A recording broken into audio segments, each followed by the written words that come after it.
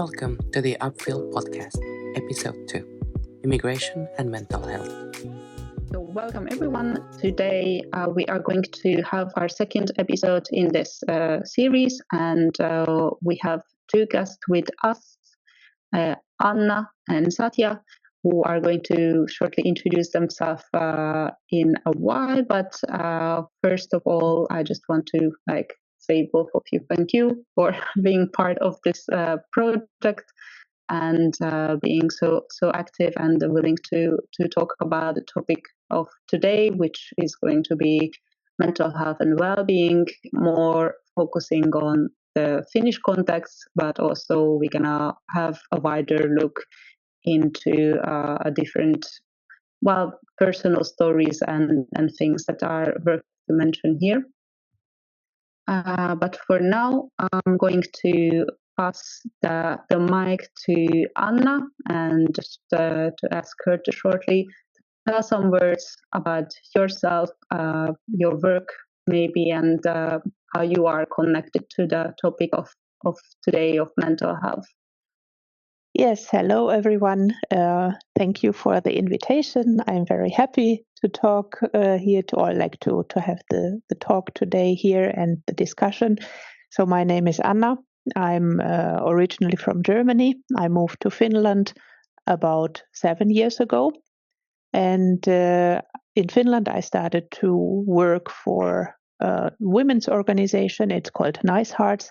And I work in a activity that is called Neighborhood Mothers. And we work with women who moved to Finland for very different reasons from all over the world.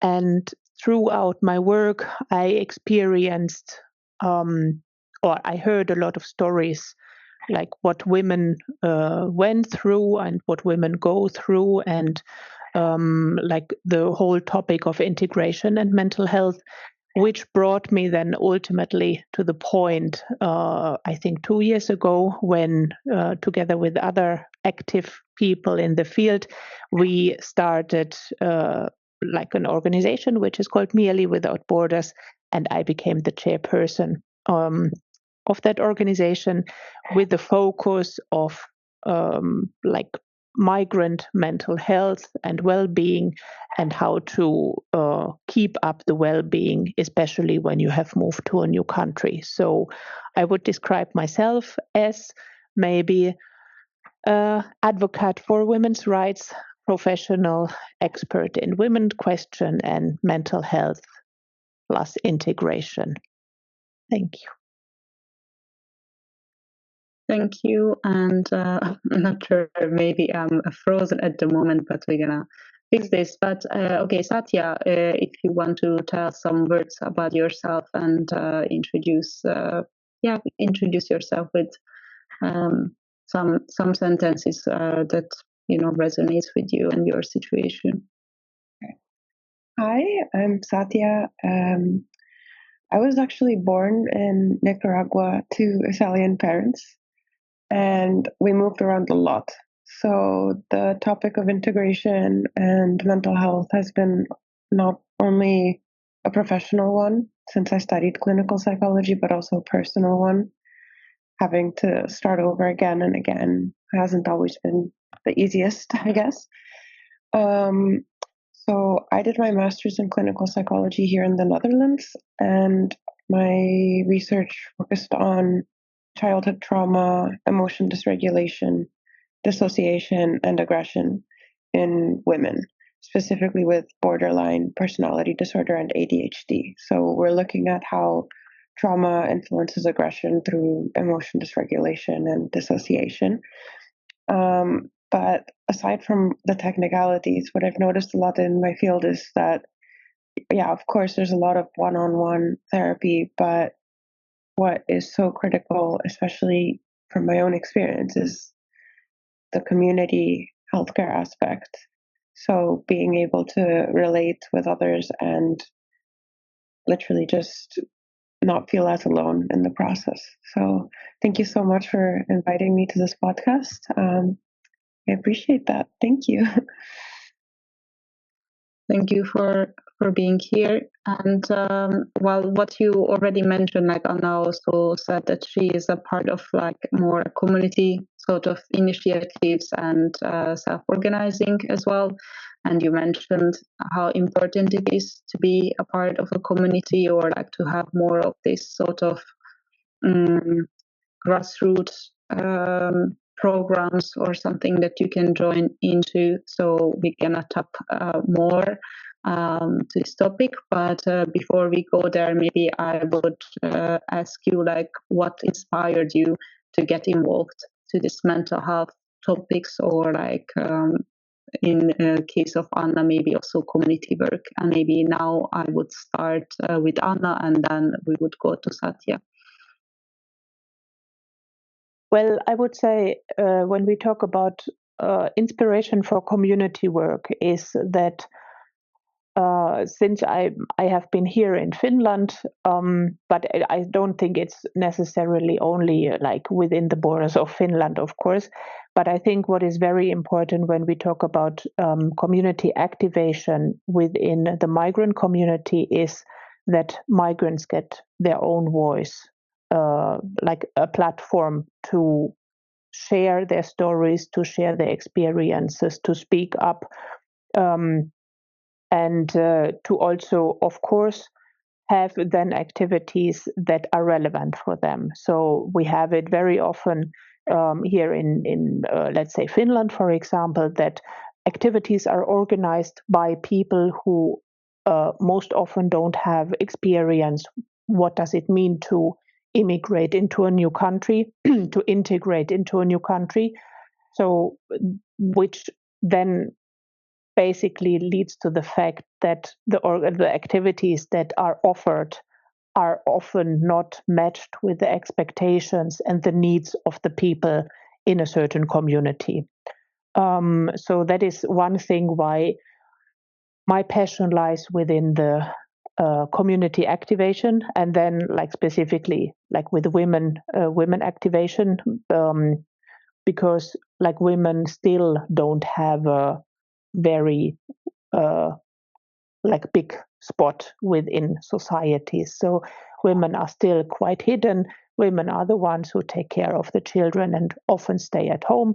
So for them, there are not many options to get active and like say what they actually need. And I mentioned it a bit in the beginning, like that topic of mental health or mental well-being. It's quite interesting for me to see, because I work with women from very different cultures, that the concept of mental health and mental well-being is often not there.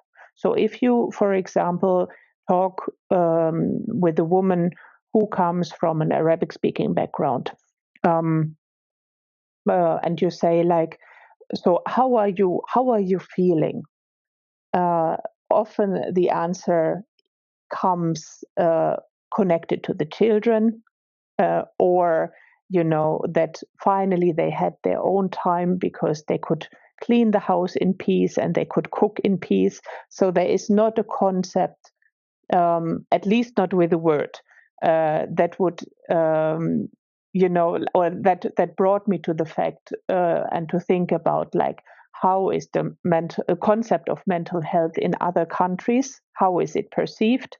And what can we do to make life easier for people? And to say, for example, cleaning is not your own time, but sitting, alone with yourself, having a cup of coffee or tea, and have like 5 minutes for yourself. That is keeping up your mental health and like taking care of your mental well-being.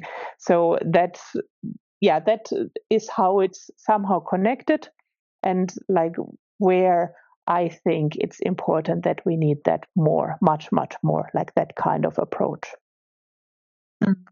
Really interesting. And yeah, I think there is a cultural layer to this as well. And while now we are having quite a broad view, also like how we think about mental health and like Anna is more working in the Finnish context, and also it involves working with immigrants and different groups within the society. So I feel like it's itself like a cultural journey and a lot of learning and maybe a lot of discoveries and yeah, so it's really interesting. But then I would turn now to Satya. So what you heard also from maybe Anna, do you have any feeling or anything that you would want to connect to, or like that you feel that you are connected to, or something that came to your mind as you listened, Anna? Well, I would definitely say that when you are, because I've been an immigrant myself a few times now, having moved. And for example, when I came here to the Netherlands, I didn't speak the language, and it was definitely an isolating experience. So being involved just with communities, it does help as a buffer against all of these negative thoughts that could end up spiraling and becoming, something more serious, anxiety and so forth. And yeah, I definitely agree with the therapeutic benefits of participating in more collective actions to work on our mental health. And it's also definitely going to reduce the stigma around it. It feels a lot less awkward when hey, we are all in the same boat together when we refer to all this. So, yeah. Definitely. Yes. And what do you think, like, how does the community aspect, if anyhow, impacted, or the lack of it impacted your mental health? As you mentioned, Satya, that you moved from different countries to countries, and then you needed to, like, you have the shared or lived experience of being an immigrant in another country. So maybe, is there something that you would want to share about this experience a bit more deeply? So when it comes to mental resilience, if you're in a country where there isn't a lot of community-based mental health care, let's say, what usually happens is you go on a list and you have to wait. You have to wait till you can get help, and that can take months. Particularly if you think back to the times during COVID, this was a very trying period also for psychologists, because there was a lot of anxiety, obviously, amongst people and not enough people to help them. But what was deeply lacking was a sense of community. And at the same time, you could see a lot of different groups popping up, and people were coming together to create and maintain more mental resilience in the process. Because, as you know, when you're mentally unwell, if you have to wait months to get help in the process, it can just deteriorate, get much worse. And what we've seen in studies as well, and more serious mental health situations, such as schizophrenia, for example, when patients have more community involvement, the rates of relapse also decrease. And maybe I can link the study later. I have to brush up on the research real quick, but it was a very interesting study, and it shows exactly how critical this is. Actually, it's not just about getting medicine or working on negative thoughts, period. It's also part of being part of a community.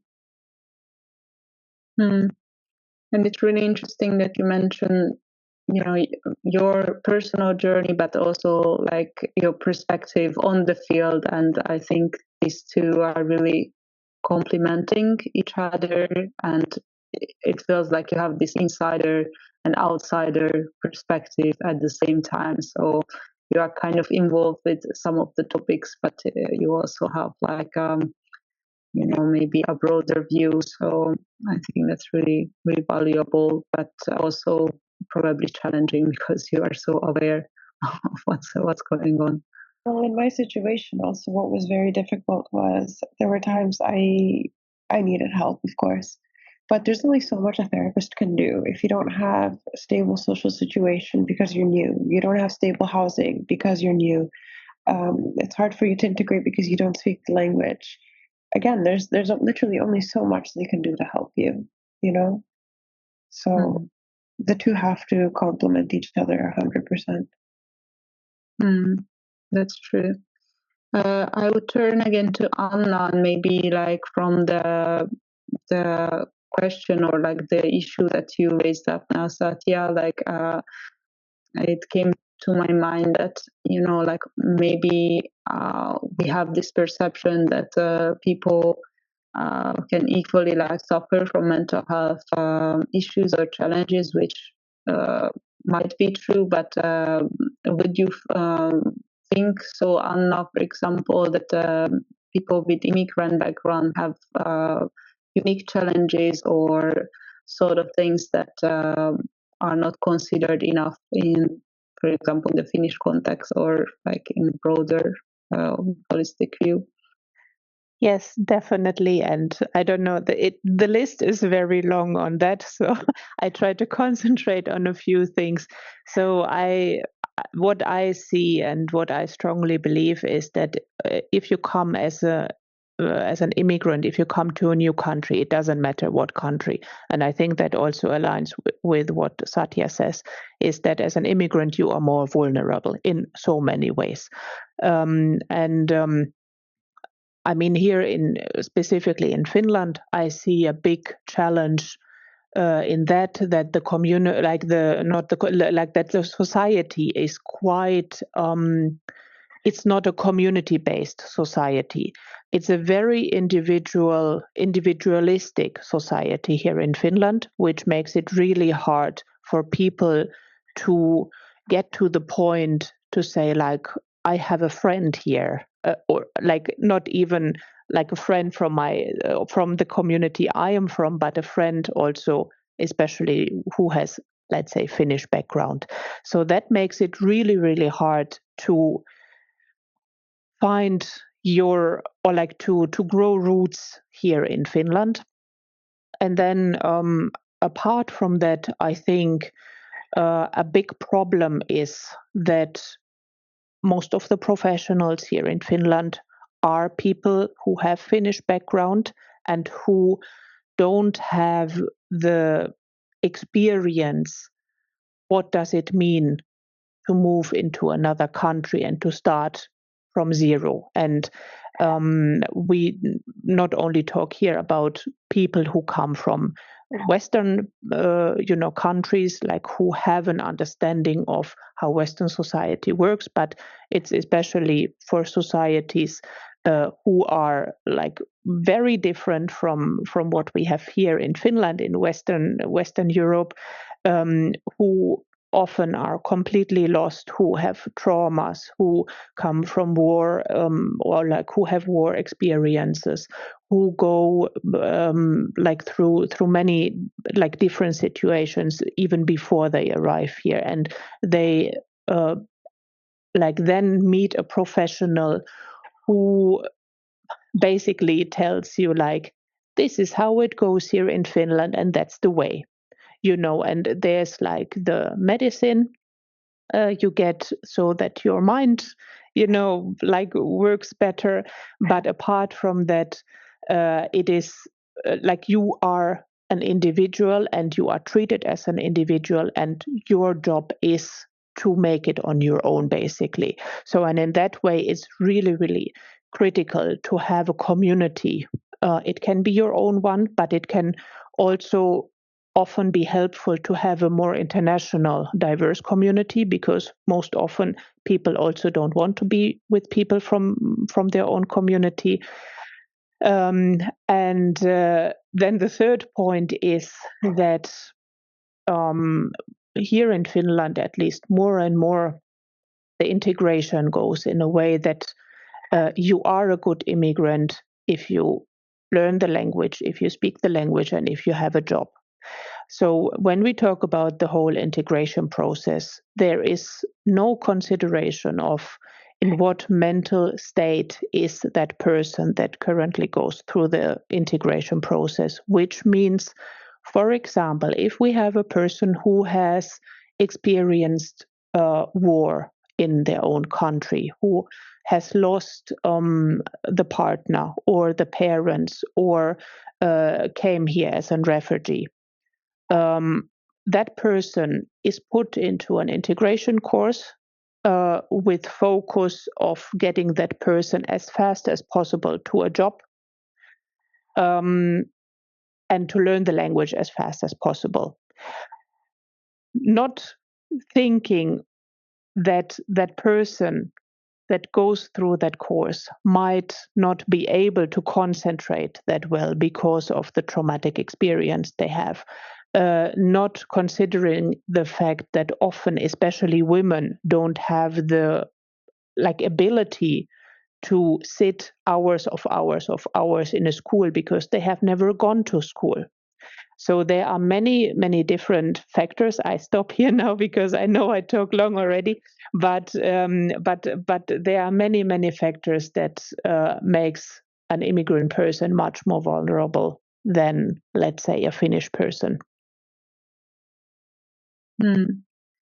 Okay, I would, I really hear you, Anna. I think we have a lot of share point or view on this topic. But I would be curious, what do you think, Satya, about this, and how would you see, for example, the role of individual therapy or access to professional help of people, from your perspective? What is the importance of that? First of all, I agree with everything Anna said. I know quite a few people who were refugees and have integrated now in the Netherlands, and it's not easy coming to another country, starting from scratch, and you have to carry trauma from somewhere else with you, of course, and then all of a sudden you're essentially instructed to behave in a different way than you're used to. Here we do this, here we do that, and you want to respect the social norms but maintain your own individuality, right? But I want you to imagine somebody who comes to another country, and because of this trauma, for example, they experience suddenly their first episode of psychosis, and they don't speak the language, and etc., etc. This is incredibly scary for this person. So having a community model already in place will already ensure they don't have they have a better trajectory in their whole mental health care journey, let's say. That came to mind, but it could be anything. Having the community aspect is also important to adhering to treatment itself. If you're alone on this journey, saying, okay, I'm going to wake up even though I'm depressed and go to therapy, is insanely much harder than knowing you have a whole group of, say, women behind you saying, hey, I got this too. You can do this. Let's go. And like I said, as a therapist, there's only so much you can do, right? If the person doesn't show up, or if they don't adhere to the medication they want to take, they're supposed to take, or they don't understand what you're saying very well, that you're limited. So one cannot work so well without the other. And I'm really happy that there's a lot of studies recently showing how effective combining these to make a more holistic approach. I'm very happy we're switching the focus onto this, honestly, because like I said, when I came here, I grew up in Western countries as well. So that aspect wasn't lacking, but you wake up and you're home alone and you don't know who to go talk to. You think, oh, I would love to go have a coffee with somebody or go for a walk with somebody. You don't know anybody, and you go to work and you come back and that's it. And it's isolating. Just the thought is depressing. So how is that going to help, right? Yeah. So I see them being intertwined, I guess. Yeah. I think it's also really understandable what you mentioned here, and it feels like super heavy, like on people who are experiencing a severe like mental health crisis. And what you mentioned also about the language, that it could be extremely stressful period for a person to not understanding what is going on, and also like not having a professional help or like adequate help language wise to process these feelings. So it's a really good point, I think. But what came to my mind while I was also listening both of you, it was okay. So we know that there are a lot of needs out there, and also we know that there are some unique challenges that immigrants or refugees, asylum seekers might be facing. But what could be the good practices, or are you aware of some concrete tools, community initiatives, anything that you would say like, okay, this is effective and it can build stronger resilience within the community? And I would turn to Anna and then Satya. And Anna, if you have any comment in the previous one, you can also include that. Yeah, because but I think it also fits to the question you have now. I think the word that came to my mind is also trust. Like, it's not only, to get professional help, but it's also the fact that you need to trust that person, or that you need to trust the system. And that is often very, very difficult if you, from your own home country, for example, if you have experienced that you can't trust the officials, the people who work in the government, or, when we talk about police or so on. And then, of course, the fact for many people that if you go to a therapist, it means you are crazy. And that is for many people also like kind of the barrier, that they wouldn't even seek for help. But like when we talk about trust, I would, of course, like to give the example like from the place where I'm working, because the concept of neighborhood mothers goes like that we, like the women who come to us, they are from different backgrounds, and we offer a training that women can go through, where we talk about basically how Finland works. So we give like good practices, tips and tricks, like very concrete examples, like where do you find help when you need like a doctor, where can you get support if your child wants to do like a hobby and you don't have that much income, or you don't have any income at all, like those kind of things. And then basically the idea is, after the training, the women would go back to their own community and share information, share their experiences with us, but also with what they have gone through themselves in their own mother tongue towards the community.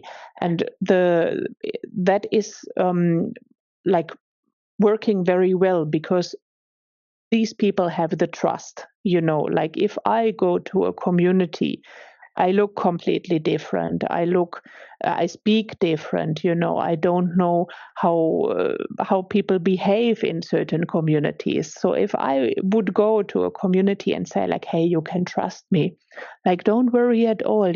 Everything will work out. It might work for people, for example, who are blonde and white. But it doesn't work for a person whose skin color is, brown or black, or they look different and they behave different, because there are, well, let's name it, there is racism, there is discrimination, So why would it looks very different than I do? Trust me if I say something. Whereas if a person is known in a community and shares information and says like, I have gone through that, or through similar experiences, you can trust me that this social worker is good, or you can trust me that if I say you face, I don't know, violence, like this organization helps you, it has a much bigger impact as compared to me telling that to someone. So I think there are great initiatives coming from the grassroots, so like that is one model. And then what we do with MIELI Without Borders, for example, is more that support through activities.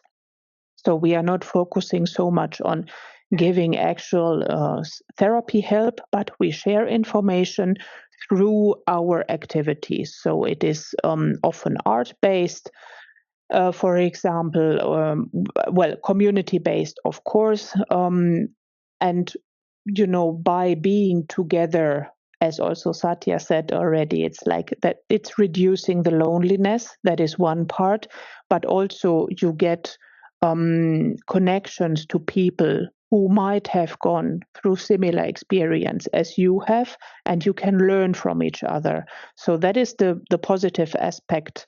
That's the positive aspect when you do the grassroots activities. People themselves say what they need, and that is more beneficial than having someone from the top telling you you have to do this and that, then you will feel better. So yeah.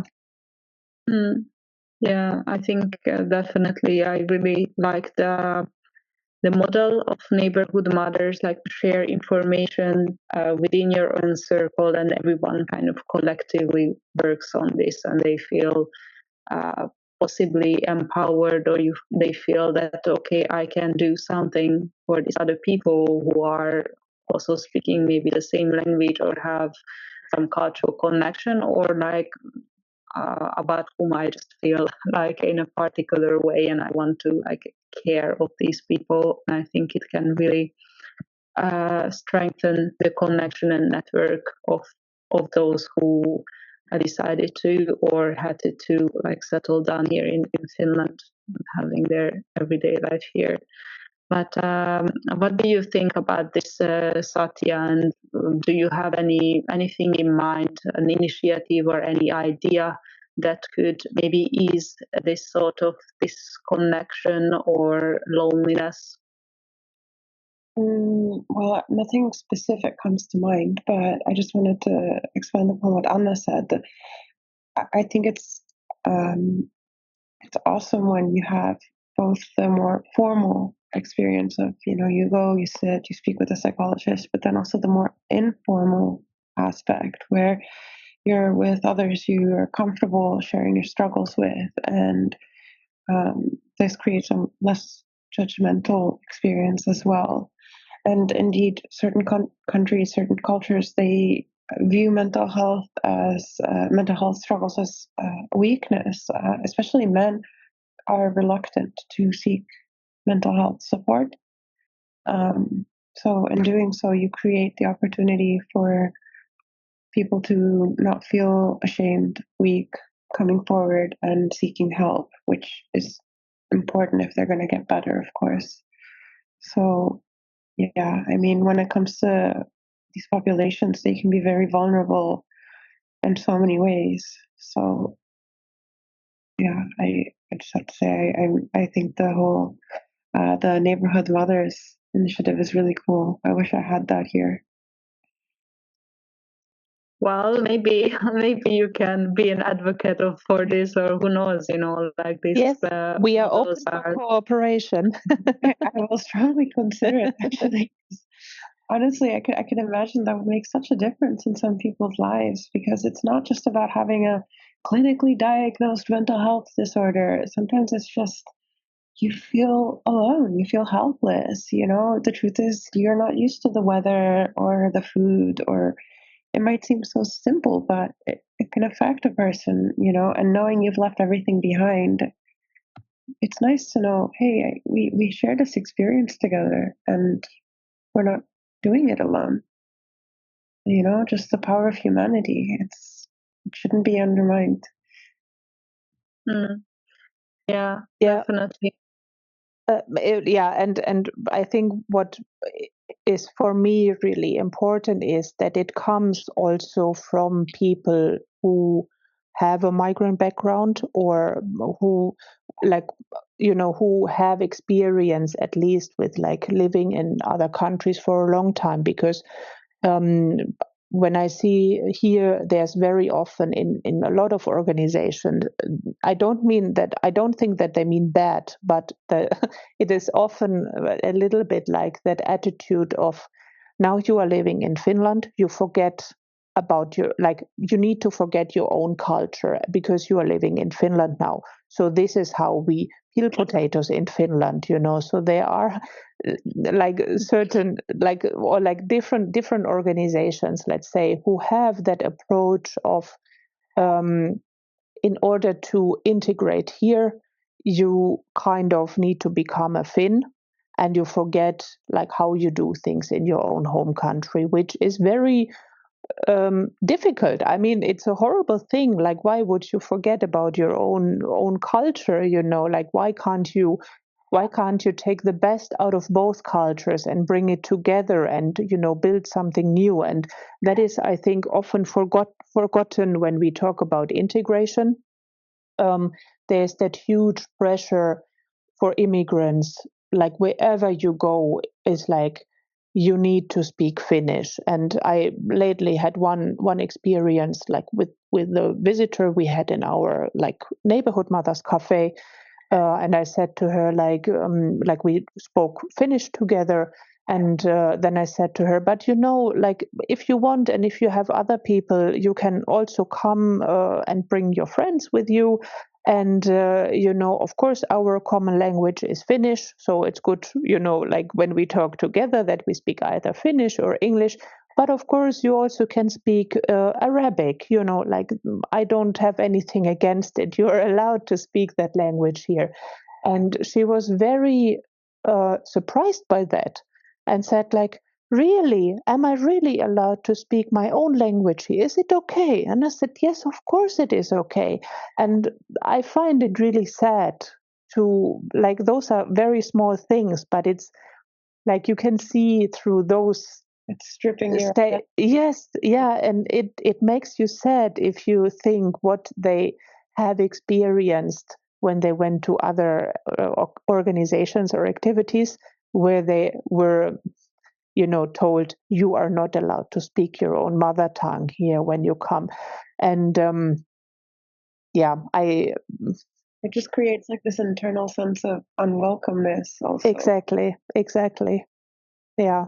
And that's why I think it's so important to have initiatives that are run by migrants, because they understand. Yeah, they are shaping their new identity, because that's exactly. I experienced myself, is that I'm no longer, if I go to Italy, I don't feel Italian. If I go to Nicaragua, I don't feel Nicaraguan. I studied in so many countries, and yet I'm none of those, not even Dutch. So now I have to tell myself, I am a mix of all these things, and nobody can tell me otherwise. But not everybody gets to have that experience of saying, hey, I'm now this mix, and that's who I am. Because being told to go from A to B, you're abandoning a part of yourself, But that's, like you said, it's really sad when you mentioned the woman who asked if she is allowed. Yes. So that word. Yes, exactly. And gave me goosebumps, because I thought, you need to ask permission. It's sad. It is sad. Yes.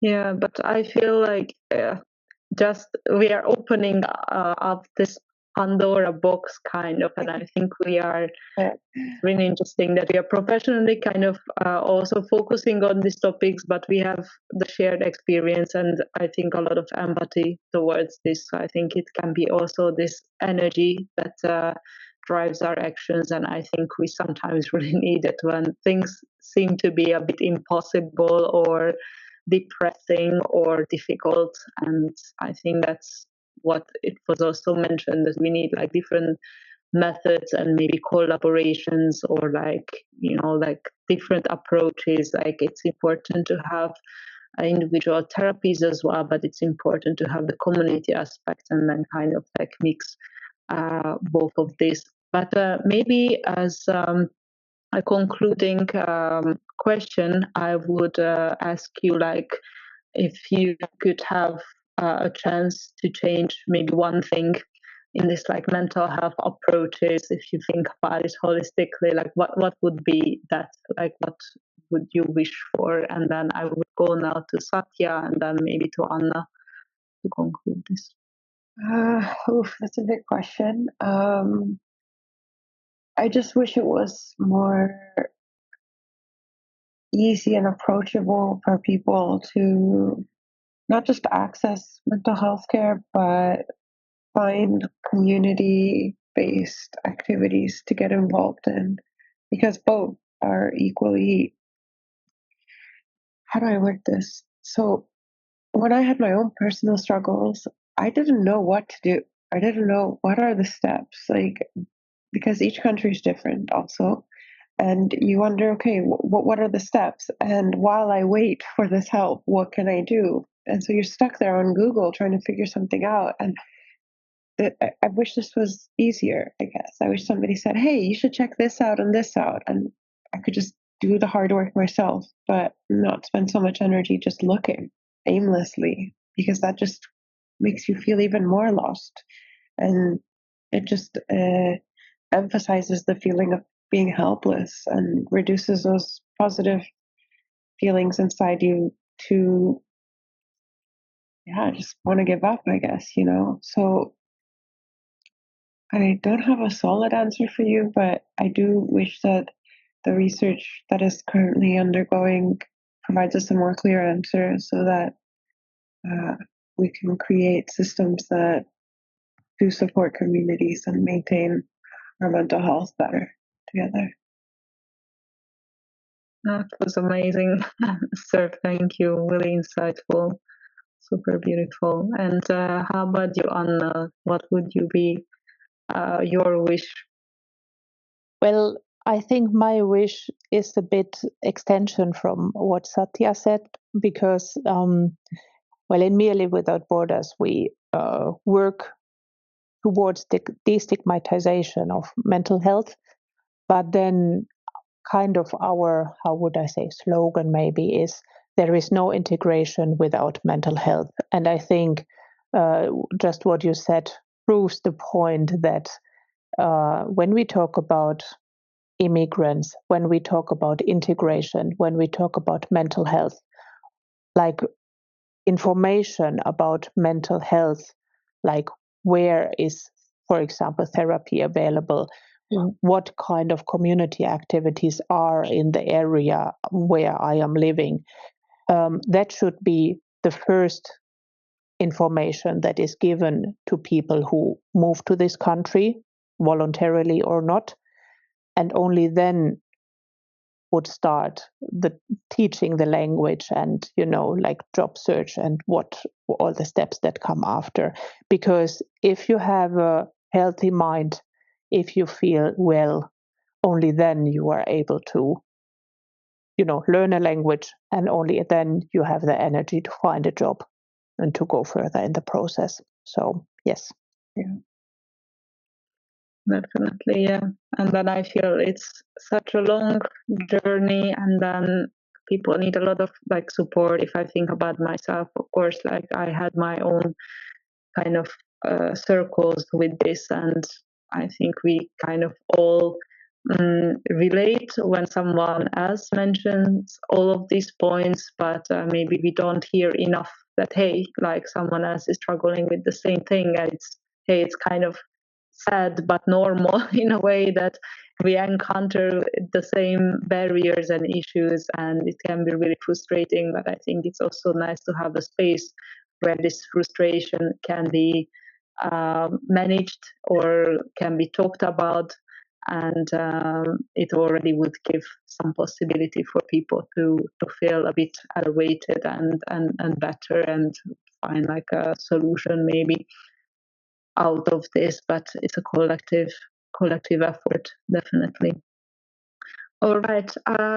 Thank you for both of you to spend this hour kind of like together. While in the podcast episode, it's gonna be possibly like half an hour, but it was really insightful, and I definitely take with me a lot of thoughts of yours, and I think maybe we can talk later on, like what could be done, or just exchange some external thoughts or knowledge. So yeah, thank you really much for Anna, and thanks for Satya coming in, and hopefully keep in touch and see what we could do in the future. So thank you. Thank you. You're very welcome, and thank you so much for having us.